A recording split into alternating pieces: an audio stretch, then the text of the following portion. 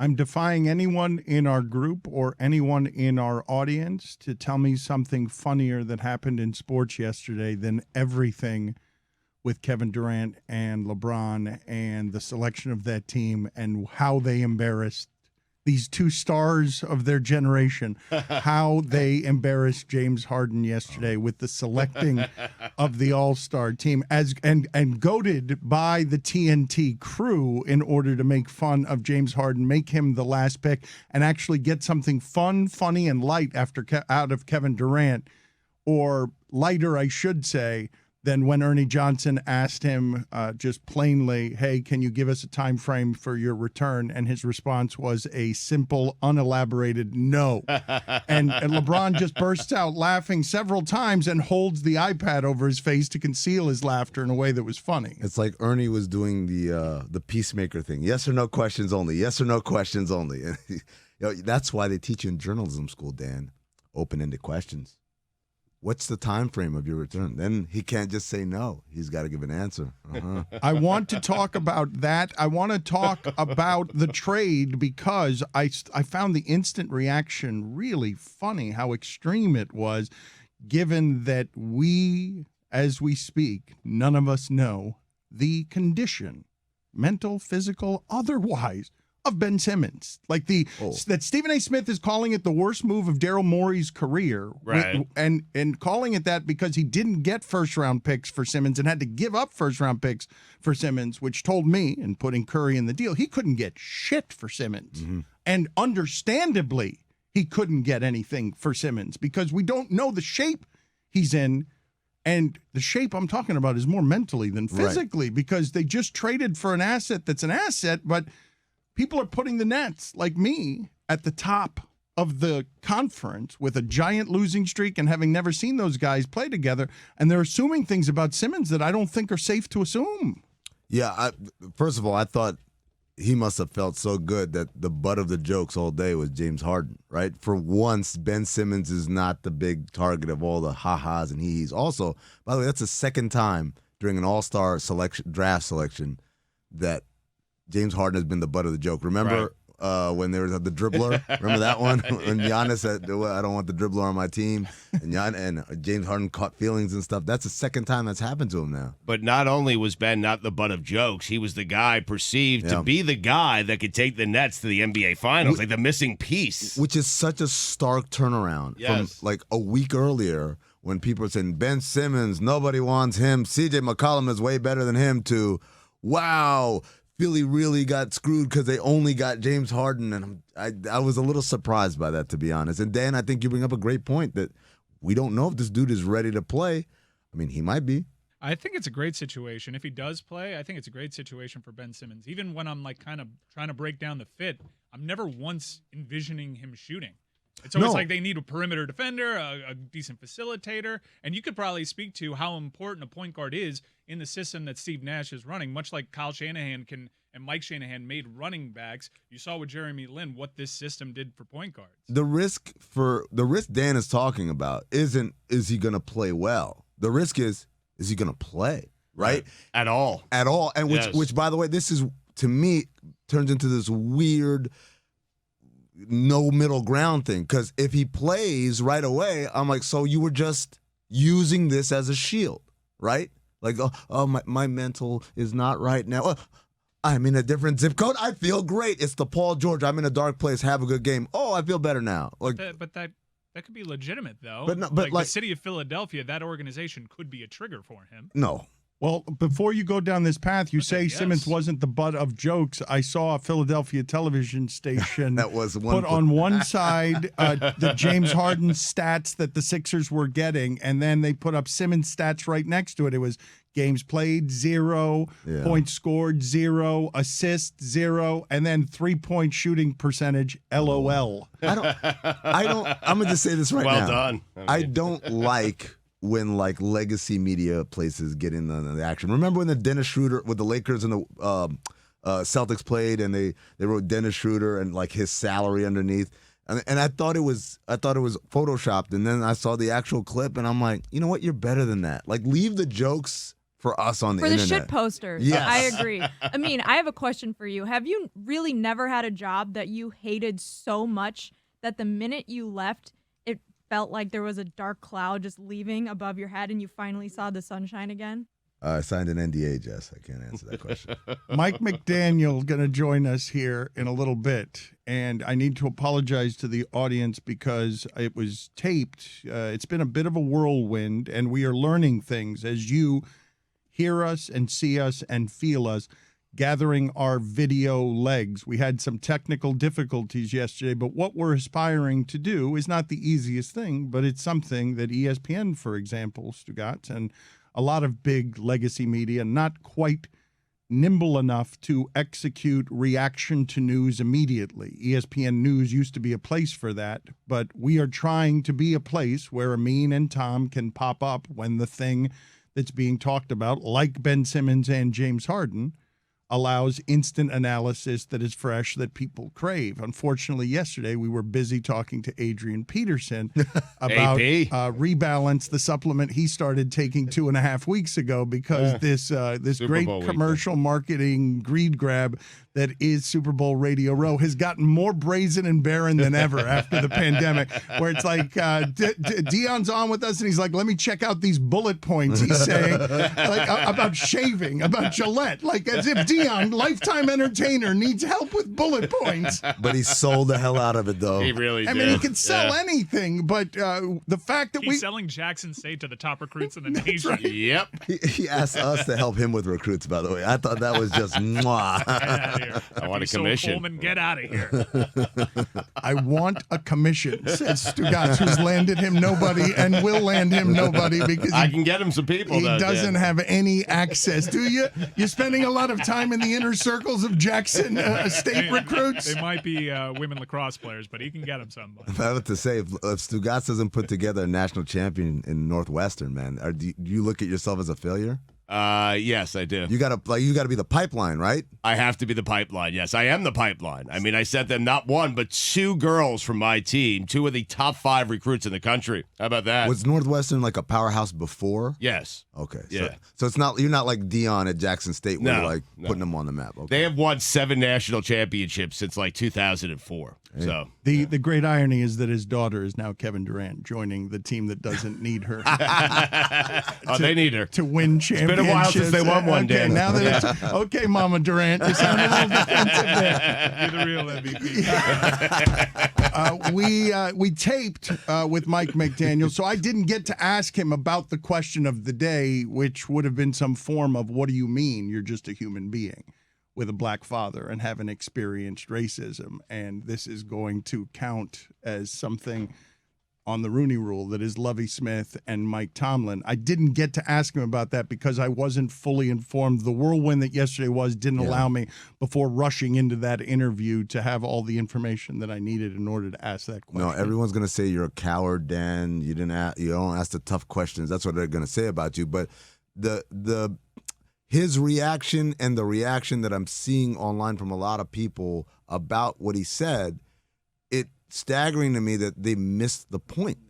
The point isn't, like, I saw people trying to, reacting off the Meadowlarkers conversation that I had with Kate and Howard, saying, is Howard Bryant doing the Rob Parker, what was my name, RG3, isn't black enough? I'm like, no, we're not talking about like, hey, do you like, going to the cookout or whatever. We're talking about your franchise is being compensated for doing something that they basically did not do, right? The whole idea of the Rooney Rule is the idea that there are people out here, black coaches, who don't get the look that they deserve. They get glossed over like Brian Flores did in New York. I should make a correction. It sounded like you made the Dolphins being the ones that received the compensation. No. The Niners. No, Niners, yeah, no. So the idea that like I said, sorry, I got to throw it now. Like Brian Flores, right? His interview with New York was just for show, right? If you have a candidate who technically is black, might identify as black, but walks through society without any of the stigmas of being black, including the hiring process, then I'm sorry, the NFL doesn't get a pat on the back for that one, right? It's like you found the one that like most people would not have an objection to or whatever. I would love for that to have been Goodell's answer on diversity when they asked him at the press conference, what are you going to do about this? I'm going to figure out a way to find all the biracial candidates to make this more palatable to everybody involved. I thought McDaniel should have had a better media training or advice before he got up there and said what he said. It felt very football coach without a whole lot of world experience or paying attention to a lot of things out of the huddle to answer that question that way. All you want to do as a media entity and a sports organization is be able to get out of that question without having the internet laugh and scold you, and he wasn't able to do it. It's my belief, I mean, I think you could back me up on this. Every PR team, every front office needs an internet shit poster on their team to tell them exactly what the reaction is going to be to every tweet that they post, everything their coach says, every press conference, media training. Like, Mike Vrabel could have used this when he said he was going to cut his dick off too, right? Like, the shit posters take stuff, and they like, I know ahead of time what the backlash is going to be to all of this. You're saying I can do this for the universe. You're saying you're applying for the job. You are trying to leave metal art in sports. Shitpost expert or something? What would be your title? She would be like Leon in Curb Your Enthusiasm, right? You hire her like to figure Executive out. vice president. Wait, but you're doing it for all of sports now? I'll do it for anyone. Wow. I mean, Front you office just got job. here. I mean, Shit deflector. It's been like a year. cup of coffee. Shit deflector is what you want. CEO of shit deflection. Meme lord. Here is the new Dolphin coach, Mike McDaniel. Just curious if we need to update the batteries in your watch. He wants to know if you have a different 345 than he does. Oh, I'm sorry, Coach. Establishing the standards right away. My apologies for being late. The new rules in Miami, new sheriff in town. You have rules about being late. My apologies. No, honestly, because I was in a panic running across the room because I thought I was late. So, I mean, technically, I was like 30 seconds late anyway, too. Okay, well, thank you. It's nice meeting you, and it's nice to have you in town. I've been enjoying the coverage over the last couple of days as people have gotten to know you. So thank you for making time for our audience. In the last couple of days, what would you describe as the most emotional moments? I know you had one in front of us at the press conference talking about your family, but the last couple of days, what was the most moving stuff about arriving at your dreams? Actually, the most emotional I've been was talking to when I was addressing within the facility all the employees. I think that was on Tuesday. And it was just talking. I was in the middle of talking about what I foresee the team looking like and the direction we should go. And it was like stadium seating. And I could feel, that this Miami Dolphins organization has just a ton of departments that are well-oiled machines. So like, and they're really good at their jobs. And then in the process of communicating to them, I'm starting to think about, they haven't won a playoff game in 20 years or whatever. And then like how invested they are into the whole team. And like, so then I would start talking about moving forward. And then once I started talking about like what it would be to win a playoff game, and just the people and their investment and what that would feel like, that was a pretty emotional moment too. I thought I held it together. I didn't know, I think my poker face is a little bit better than it is, but I got a little more emotional in that one too. Why would that be moving to you though, given that they're people that you don't really know yet? Because it's more about the appreciation of how, just being in multiple NFL buildings, knowing how that's a rarity, and then how much the Dolphins must mean to them because they're executing their jobs, and I could feel their energy in the room. I don't know. It's something that's a sense. I don't know. I just put myself there, and I could feel how moving that would be to bring the franchise that. and worth chasing. They're dying for some hope. They're dying for a savior. 2 decades is a long time to not win anything meaningful. That see, you're getting on the track there. That's exactly what I'm processing. And so, you know, all this stuff moves so fast. So you're just like, okay, oh, I got the job. Okay, you fly tomorrow. I better communicate to some players. Oh, I better talk to these coaches because these coaches have been sitting in offices for 3.5 weeks with no head coach and don't know, and then watching other people get jobs and all that. So there's all that stuff. You don't really take a time to process what's going on. And then all of a sudden people are right in your face and you're like, oh shit, this could be really cool. And I'm in charge too, right? I got to think that there are parts of it, I don't want to say overwhelming, but where you're all of a sudden the adult in the room when you've never had to be the leader, right? You've been the leader in rooms, but not everyone in the organization is moving and looking at me to be new face, new voice, new vision. Yeah, you know, that's something that I think people it's the natural thing to think. The one thing that that I've been very aware through my whole process. I have had a lot of peers, guys that I've worked alongside, that have gotten head coaching jobs. So there's like 4 or 5 guys that I've experienced, like, okay, you're first time head coach, particularly with Kyle Shanahan working right alongside him. So just knowing that and knowing that I have aspirations to do so, I would have been a fool not to put myself in his shoes through every decision.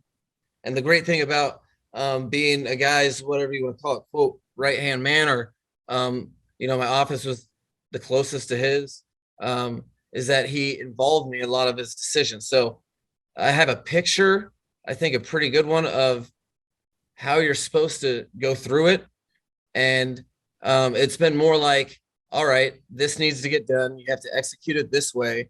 And less of thinking, oh, I'm the head, you know, I haven't really thought about it in that regard. It's like I have a job to do that people are depending on me to do. So we need to get this done. And it's been a little more natural than I think one would expect, I say. Coach, what does Tua need to work on? He needs to work on playing the position of quarterback. You know, it's like when you're to say one thing, to me, he just needs to we need to teach him our system. He needs to work on fundamentals where you get with him, and without any shortcut, you see things he's comfortable with within your offense. And then you need to have other offense around it. You know, the original point of focusing on the run game, you know, within our system, you know, the first year that I had that I was in coaching, I was with Jake Plummer and the Broncos, and we went to the AFC Championship game. And the whole, one could say that, hey, Jake Plummer needs to work at playing in the pocket on third down more. Or you can say we need to run the ball. We need to feature what he's good at. And yes, he needs to work at it all. But more of the focus was, you know, let's create the offense. Let's establish the system. He should know how to call the plays where everyone's at. But let's have an offense that he operates within, you know, that so it's hard for me to say this one thing. I want him to work. I want him to be invested, and I want to see what happens with that. It's also a trap question. All of a sudden, coach says Tua needs to work on X, Y, and Don't Z. accuse me of that. So did I get trapped?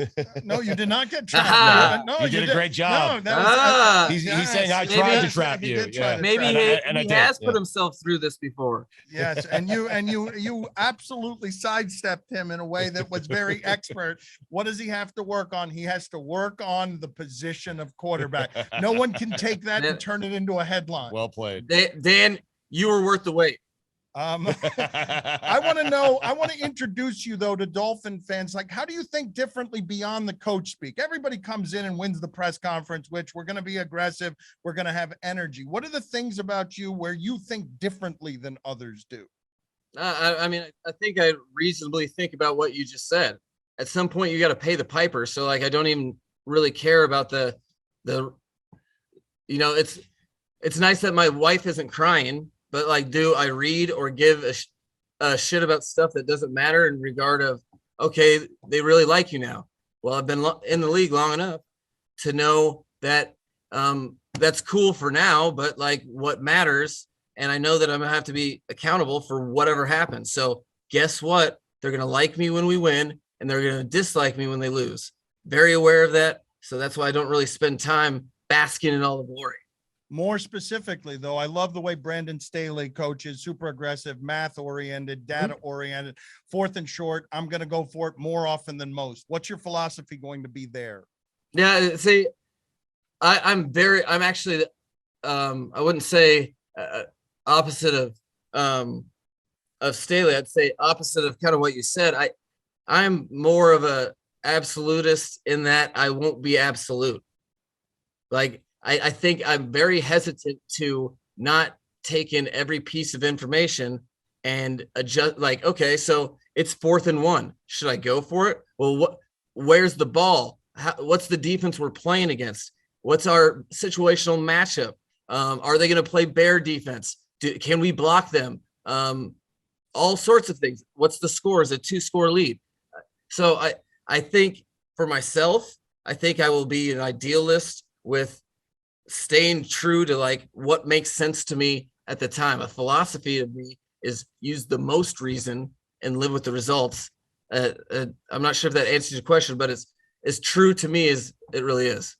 Well, how much are you doing in the way of analytics? I guess I should ask you. How forward-thinking, progressive are you on the math of the sport and exploiting inefficiencies?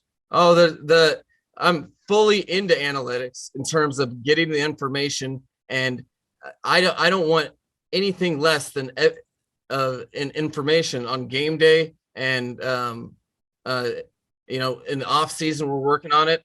I want all the information. What I'm saying is I might not rely with what analytics says to do. I think it depends. I think you take that shit in and know, you know, okay, this gives me a flat line of how difficult this situation is, but I'm not going to sit there and be like, well, it was 73%.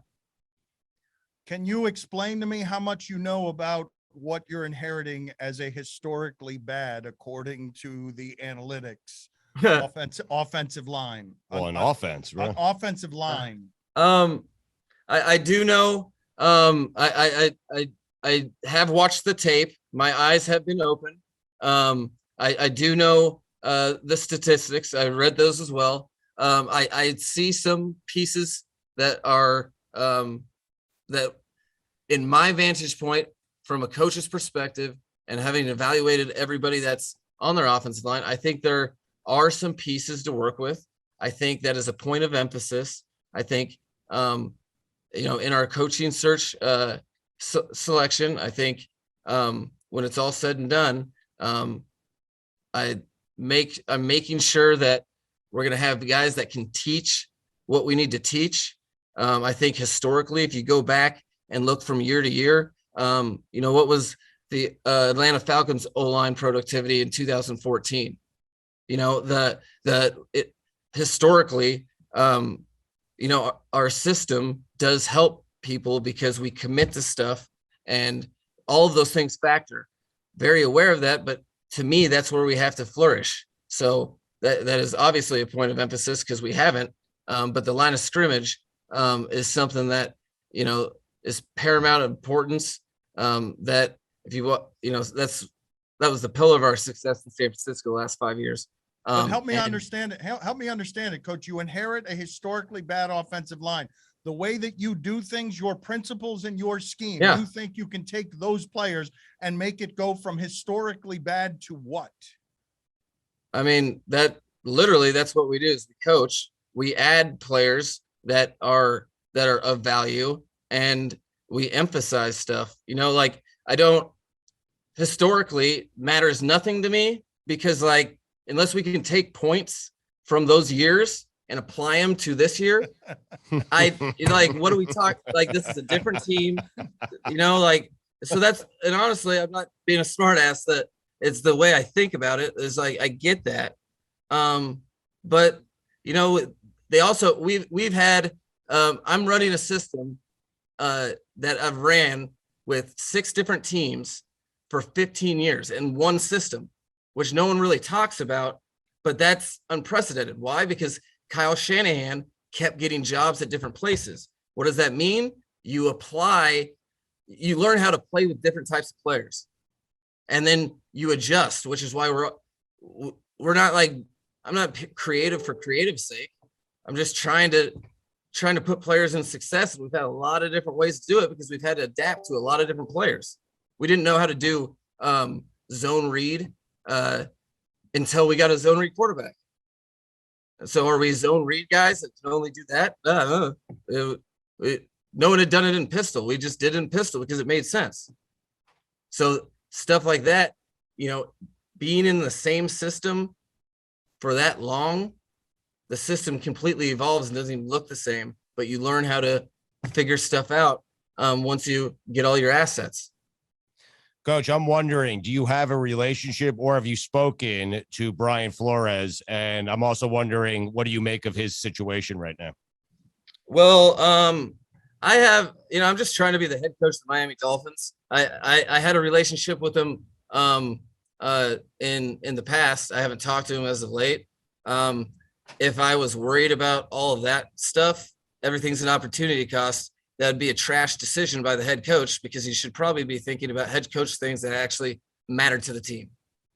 Not worried, though, about the ownership. I don't know what the due process is. When you get your first head coaching job, these things are hard to get. So I don't know what you have to do biographically to find out, hey, who am I working for here?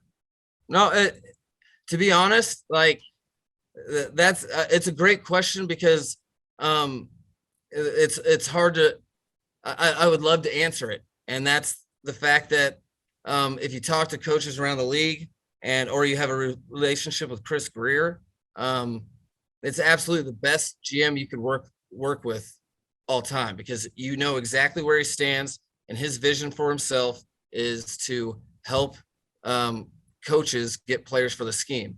As far as ownership, I'm glad you said that too, because it's the exact opposite. One thing I do have a relative awareness of and have experience is I've been in 6 different, now 7 organizations. And one of the things that really, I went into this whole deal thinking, hey, I hope I do a good job. It's the first interview cycle. If usually it doesn't work out, I just want to represent myself well, and then hopefully next cycle I get it. Once I got all the information, I got to the facility, I met the man. I mean, I've been in enough organizations to know. And if you go across the league and tally people, there's not many owners that are doing anything that it takes to win football games and spend money. Doesn't matter what the cost. And so when an owner gives you complete versatility and just commits to, hey, do you want a hyperbaric chamber with a Peloton because science said, and you want to spend $350K on it? Sometimes that might take a while to go through budgets, get budget approval and all that shit. Here, there's stories of stuff just showing up the next day. So I think that's important.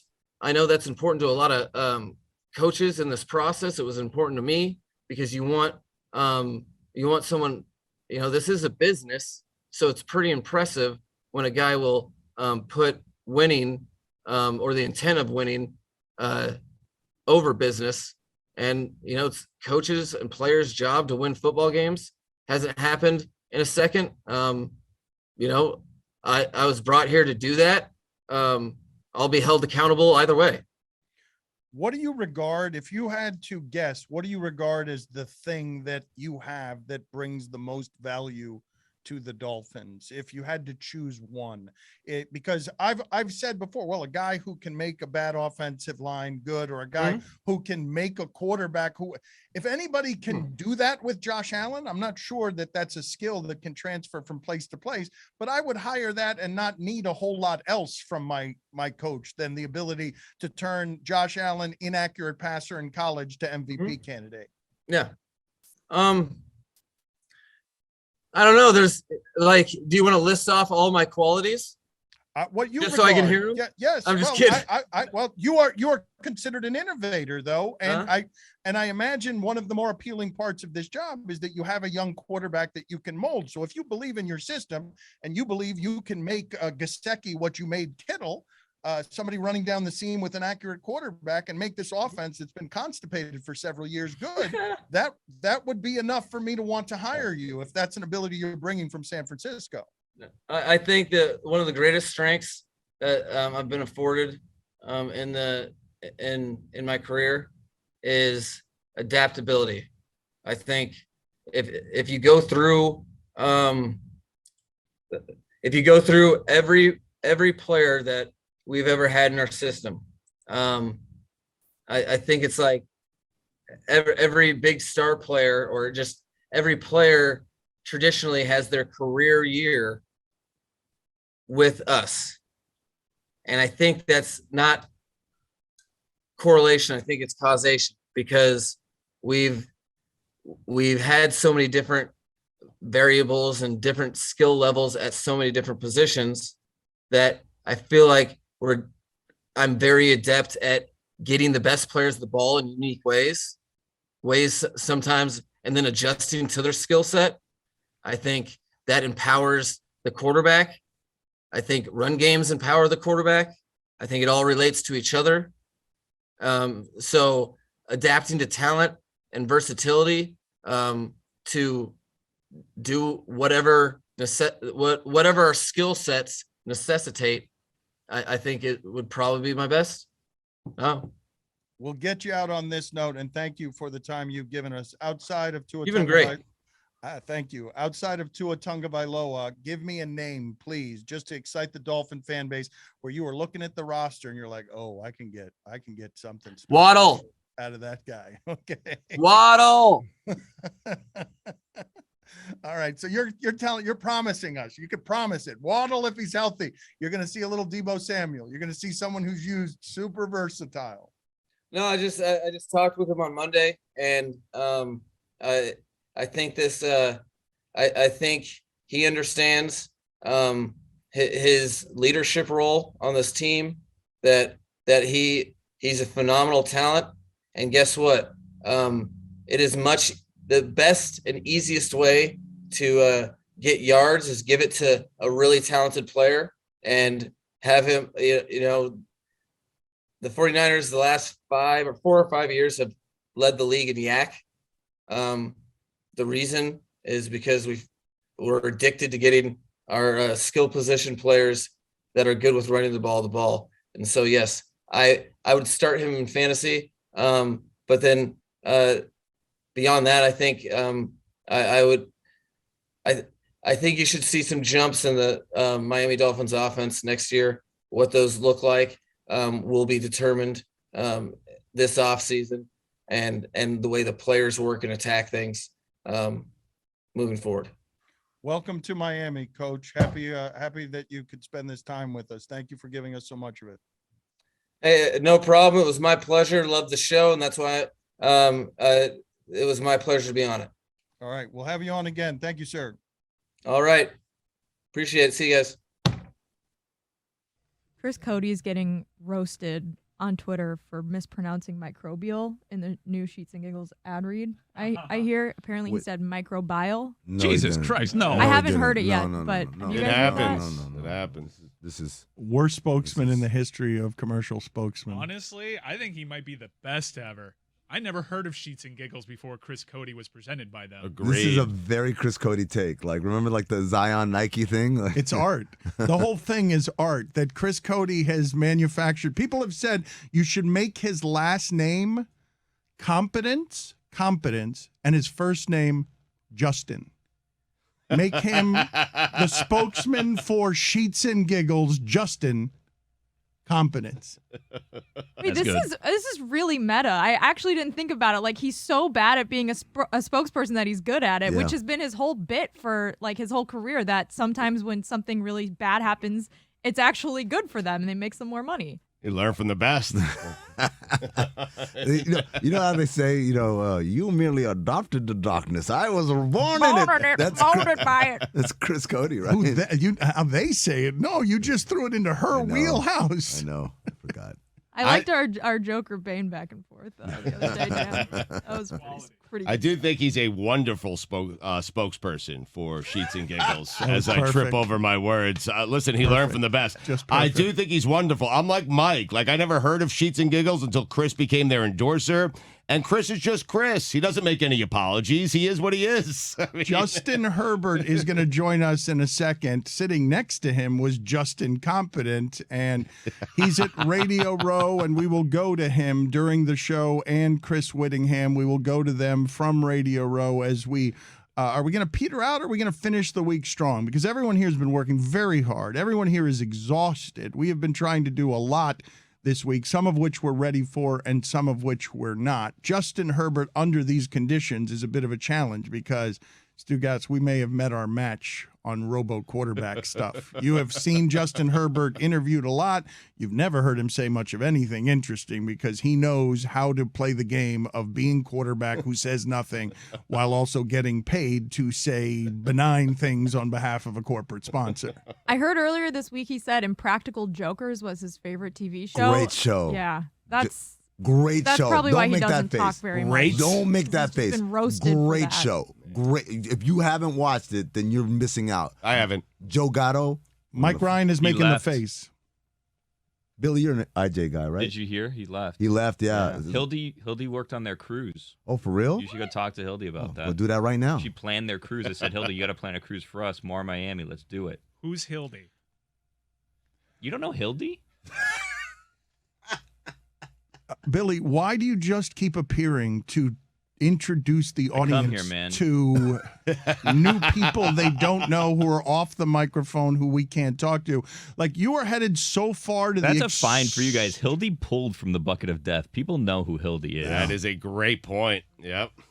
She's canon. They know Yeah. her from the one appearance that she made on our It's show. canon. Yes. I don't appeared think in our the- fans are idiots, guys. I think they remember things. The So if she LCU. was on once, I don't talk down to the audience. I assume they know everything. Juju, we've definitely tweeted something about Hildy before, Wait, right? who's Juju introducing to the audience? Hello, Justin. What's up, man? Hey, how's it going? Good, thank you. How do you feel about this entire process? I feel like I'm going to have to do some work to crack you open and look at your soul, that you're going to be in quarterback talk the entire time we're talking. I'm gonna do my best to make you do your job. Oh man! But are you one of these guys? Because we played this game with Tannehill for a while. Are you one of these guys that can answer every question in robo quarterback speak, no matter the question we're asking, just to get the questions away from your locker so you could go back to the huddle where you'd prefer to be? I don't know if I'm that good. I think Ryan Tannehill's had plenty of years of experience of being able to do that, but that's something I could definitely have to work on. Where did you learn that? Where did you learn the ability to say nothing in front of microphones so that people can just concentrate on your excellence? I think it starts all the way back in college. We had a great media staff relationship that came to us and we worked together, so a lot of practice. And do you hate the interview process? Is it okay? Is it tolerable? Or you'd like everyone to go away and just let you play football? No, I don't mind it. I think it's part of the job, and it's the unfortunate part of the responsibility that you get. But to be able to be in this position, play football, and have fun at the same time, I think He's it's at all great. Radio Row, Dan. Like, he doesn't dislike the process. No, but I mean, think he's at Radio Row for a paycheck from MetaQuest 2 Of VR course. headsets, not because he loves being in front of microphones. So let's start there. Go ahead and tell us what you need to tell us so I could get back to some of my goofy questions about MetaQuest 2 VR headsets. Yeah, well, I'm actually really excited to partner up with Meta because they're releasing this awesome virtual reality headset, and I actually got started a couple of years with it. And it's one of those things that you can play games, you can meet up with friends, you can do workouts, you can do whatever you want. You watch movies if you want to, and I've had a lot of fun playing with it. And I think Austin Eckler, he might be getting into it too. So definitely some matchups coming soon. What is the amount of time that Justin Herbert at his worst will spend on either a virtual reality headset game or just a video game of any kind at your worst during college, before college?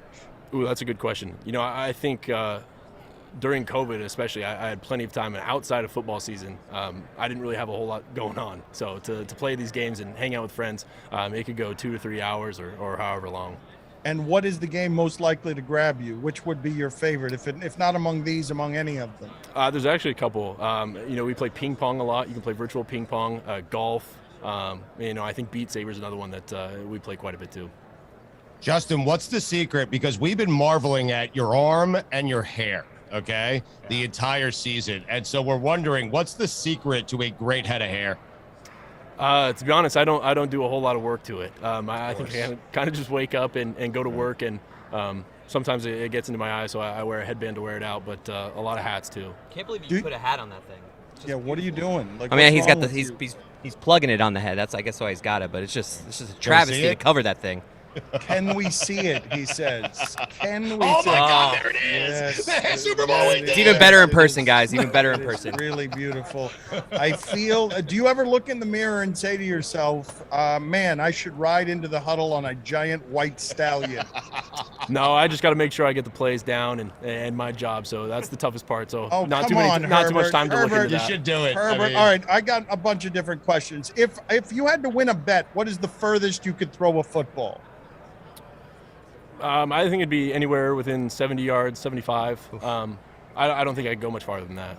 Who do you have in the league that you say that person might have a bigger arm than me? I think there's quite a few. You know, I think you take a look at Patrick Mahomes, Josh Allen, and I'm going to miss a bunch as well. But you know, I think those guys are able to throw the ball really far. Was there anything about the transition that was difficult for you? I think the speed of the game is incredibly difficult. You know, I found that out really early on in fall camp. I threw a screen pass, and Melvin Ingram actually picked it off one-handed like it was nothing, and that's when I knew I wasn't in Eugene anymore. Eckler told the story of missing a block, and you got devastated. Just didn't pay attention. You got devastated on the blind side. Against Baltimore. You know which play? Okay, you know which play he was talking of about. course he does. Yeah, I remember the play. You know, I think it's tough because he had to look both ways, and so it's not on Eck. I could do a better job of letting him know, alerting him to that side as well, because they've got a tough job. Good teammate. Team guy. That's ridiculous. Team What guy. you just said Blame there, Eckler. Herbert, that was ridiculous what you said. That was not your job. It's straight bullshit, Herbert. Just tried to feed us straight bullshit, Herbert. I would never. That was straight. I need you to admit that was straight bullshit. You're protecting your teammate. I think it was a fair assumption of me to protect my teammate, and I could always take a lot of the blame too. It's a lot of responsibility on me. Dan, can I apologize to Justin now? Because if you remember this season, I'm a Dolphins fan, big Tua guy. Got a little frustrated when they were 1-4, so I was like, you know what? I want a good quarterback. I'm a fan of the Chargers now. I just became a fan of the Chargers. Justin Herbert, you became my guy. I got a bathing suit. But then you guys were 4-1 at the time, and you guys struggled afterwards. So I started to get blame It's for his you fault. guys. Yeah. So Bandwagon. sorry. I just want to say sorry for jumping on the bandwagon when you guys were 4-1. Hey, it's all good. I appreciate that. It couldn't have been easy for you to say, so I appreciate that. Thank you. Back to you guys. Thank you, Chris. Justin, how weird was it? The game where you guys needed a tie. How weird was that whole experience for you? It was an awesome environment, though. To be able to play on Sunday night in Vegas, we had a great time. And the unfortunate part is we didn't win or tie that game, and our season ended that way. But to be able to fight with those guys, to crawl back into the game that might have seemed like it was out of hand early on.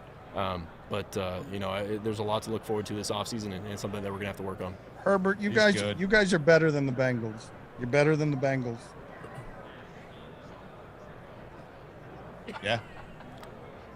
I think the tough part about the NFL is I think anyone can win any given Sunday, and you know, we feel really comfortable with the guys that we have. And the unfortunate part is we didn't make the playoffs. The Bengals did. They're playing in this game, and you have to give them credit for fighting all year and to get into this game because you know, they've got a really incredible team. It's a Tannehill. Are you better than both quarterbacks that are playing this Oh, Sunday? never. He will never say Come on, that. No, It's no, okay I to be think- confident in Are yourself. you listening to what he's saying? He I would don't- never say that. I'm hoping I get a moment of weakness. You never know. Cody distracts him. Are you better than both? I think very highly of the two quarterbacks that are playing. I think Matthew Stafford and Joe Burrow have had incredible seasons, and you know, they've both gotten to this game in their separate ways, and that's what you have to respect about the game of football. Take me, you. I don't have to respect it. I'm not going to respect it. I refuse to respect it about the game of football. But now what are you going to do? I respect your opinion. No, I don't respect your opinion, respecting my opinion. That's what makes football so special. What you got? That's what makes football so special is you get all these different opinions, and it's an incredible game that people are very passionate about, and I think that's what makes it so special. Believe you, Herbert. That's not true at all. There's no Dak defeating Prescott. it. Dak Prescott just walked by. A couple quarterbacks over here just cutting it up. Look at that. Oh, go get him. Herbert, can you take us through the decision making on cutting your hair when you did? Because people looked at it and they were amazed that you went from 6'6" stallion, who is one of the biggest guys on the field, strapping, and all of a sudden you looked a bit prepubescent when you took all your hair off. I think one of the best decisions that I made was, instead of people talking about our current record at the time, they were talking about my hair. And if that's the distraction that we needed to make to avoid some of the exactly. Good work. Did anyone in your family yell at you? What have you done? No, my family was really supportive of the decision. Did any of your friends yell at you? What have you done? A couple of my friends were, I think, shocked by this decision, but ultimately they were pretty understanding of it. Any teammates yell at you, or how does that work? No, they were pretty good about it too. There wasn't too many issues.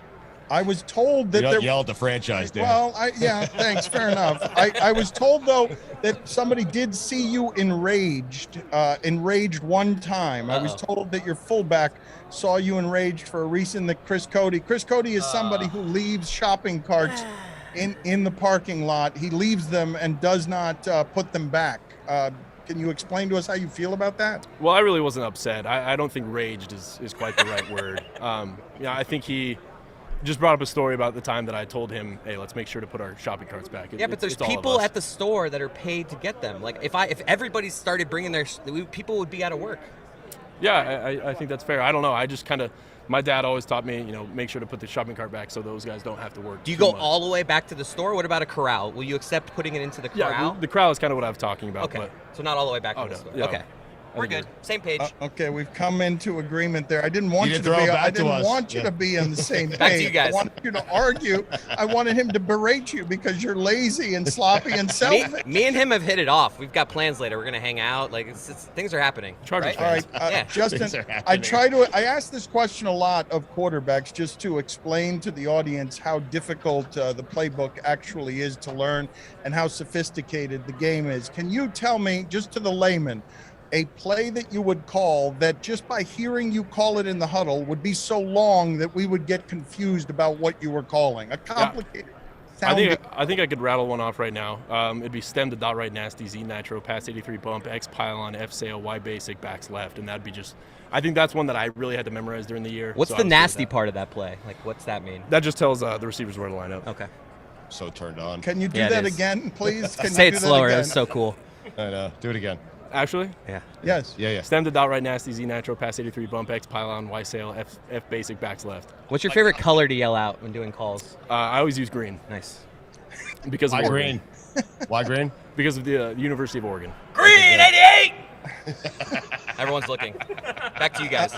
Justin, did you have at all this season, Aaron Rodgers, it might have been Vanden Bosch, I don't remember, but Aaron Rodgers tells this story of Vanden Bosch chasing him and just yelling while he chases him out of the pocket, I'm going to kill you, I'm going to get you. Do you have a story from this season of a defensive lineman or linebacker that is memorable because they were just talking a lot?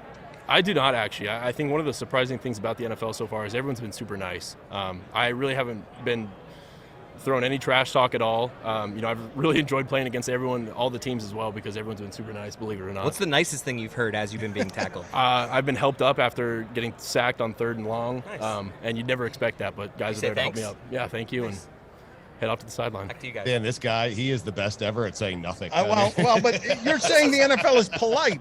Your experience is that in the NFL, everyone is just very gentle, kind, and polite. Yep. Thank you, Justin. Appreciate it. Jessica's bothering us here with self-involvement and narcissism. Yeah, Justin, it's an odd question, but do you remember playing football with Jess at the Super Bowl in Miami? Like, seriously? She was at Sports Illustrated at the time. Wait, now he wants to see you, Jess. Now he needs to see you. This is going Yeah, I well. remember. can- Yeah. How's It was this a while going? ago, but I Taught think me so. how to throw a football through a tire. Do you remember that? Oh yeah, I do. Yeah, good times. Thank you. Okay, excellent question, spiral, right? excellent Perfect answer. spiral, right? I'm glad Yeah. we wasted the time of the Better audience. than Derek Carr. I'm glad we wasted Justin Herbert's time. Let's with go out that on top question. here. Yeah, that was good. Thank you. We appreciate the time, Justin. Herbert, this might be your last time because I expect you to play in the next 15 Super Bowls, okay? Yeah. Well, I appreciate it, guys. You know, we're always thinking very highly of our team as well, so that's always the plan. You were better than the Bengals this year, Justin. Thank you Can you for sign being my on with bathing us. suit? Of course. All right, sweet. Thank you, guys. See you later, Justin. Thank you, guys. Thank you, Justin.